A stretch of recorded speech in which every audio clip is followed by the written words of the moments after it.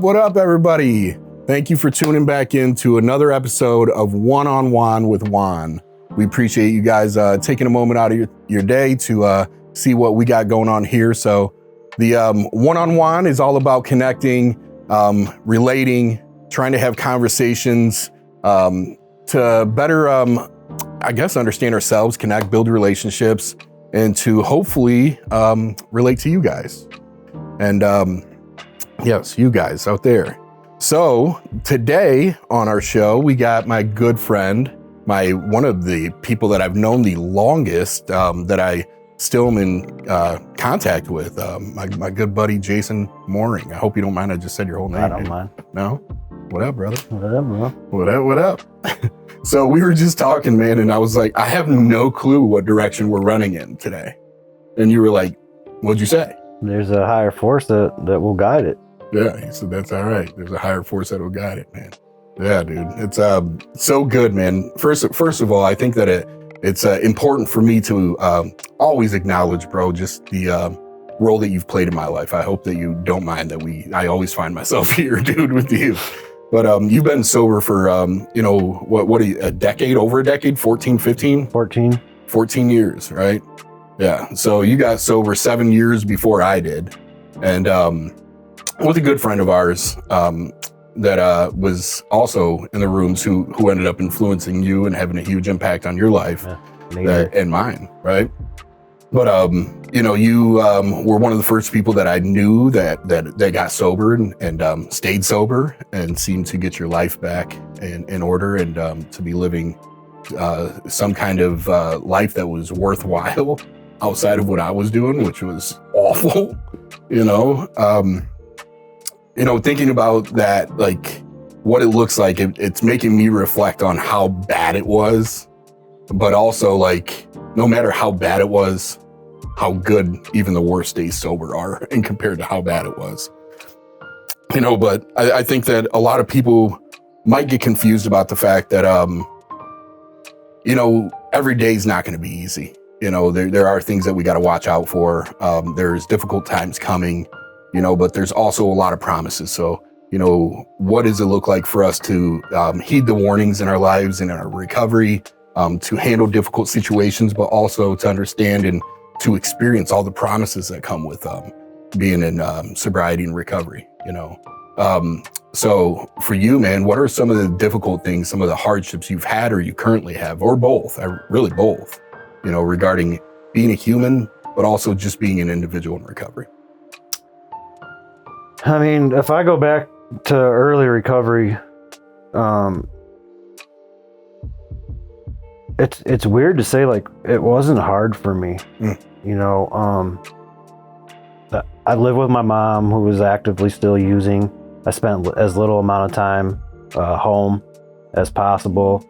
I was there, when I woke up and when I went to bed, and then I would check on my brother throughout the day, but I tried to not be there.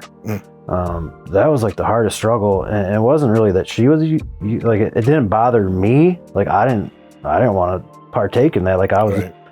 I was done.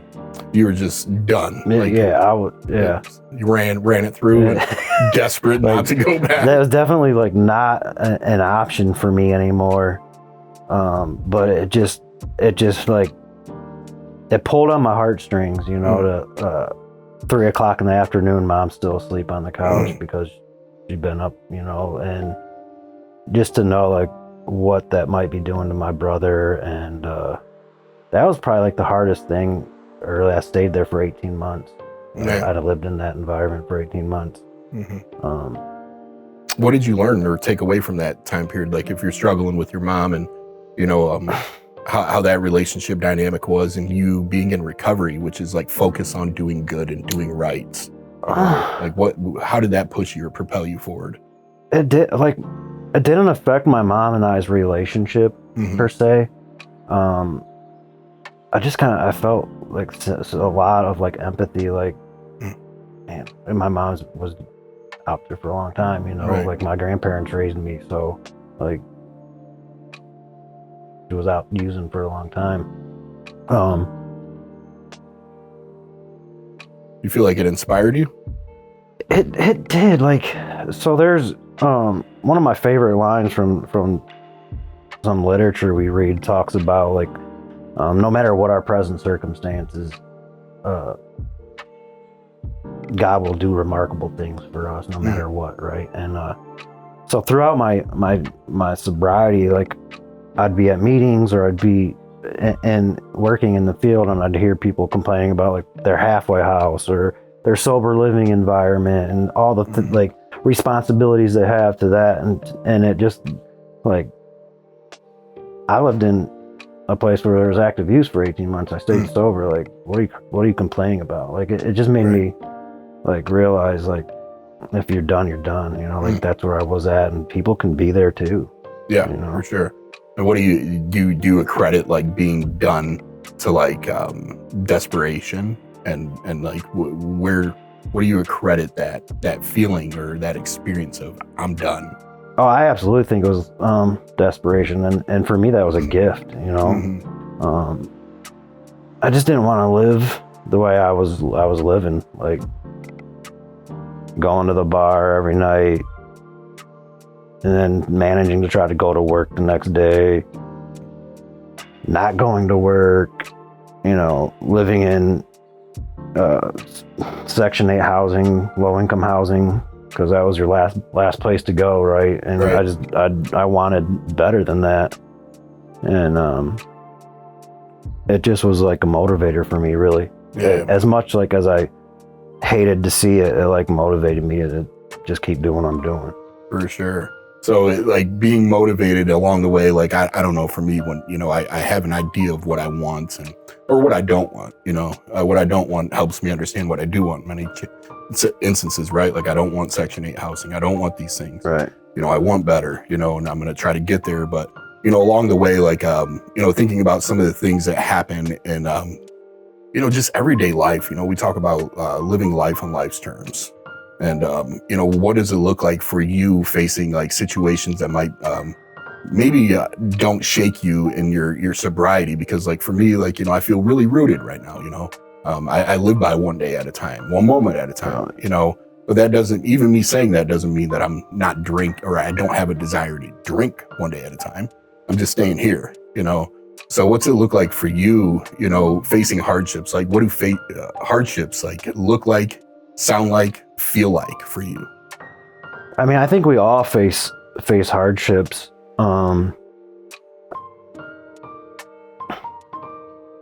Sobriety has taught me like my job, like my life job, is to be at a position where I can be of maximum service to other people.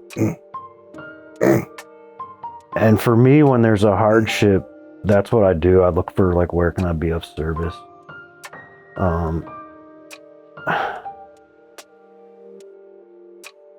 Like when you're in that position, you know, where it's a hardship, like for me, dude, I identify hugely. First of all, I feel like everything about my life transforms the moment that I think about how can I be useful.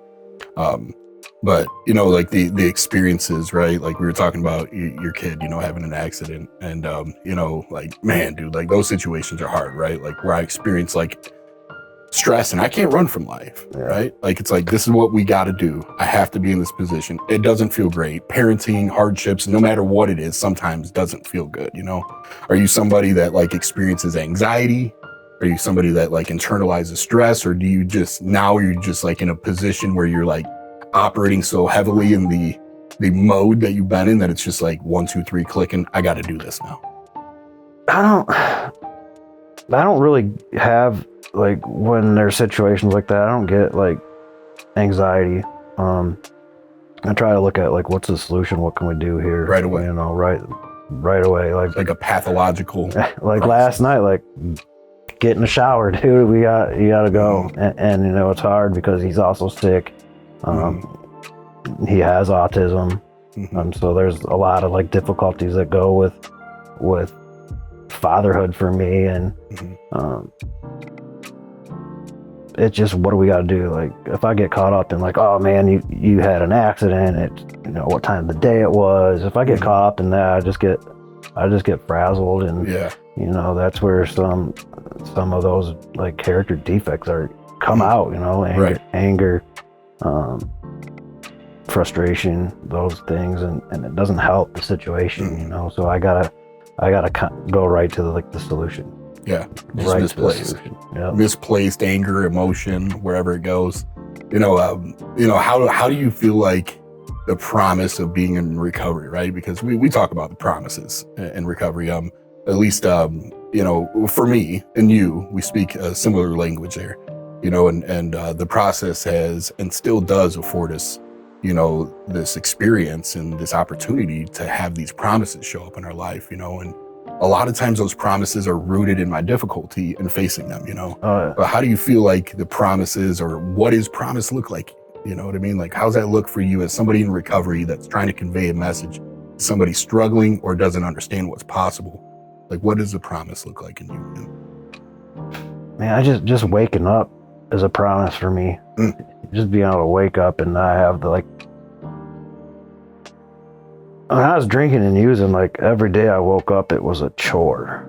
Like, the weight of the world is on my back, and it's a chore, and I don't want to go to work today. I don't want to, you know, do anything other than feed my demons. And for me, the promises are, my favorite promise is being happily and usefully whole. There's no way could I have parented a child 14 years ago. Even early in recovery, I couldn't do it. Like, it wasn't happening. And to think about having a special needs child, like, it's unfathomable, but I can do that today. Yeah, and do it well. For the most days. You can do it well. You do it well, bro. There's days.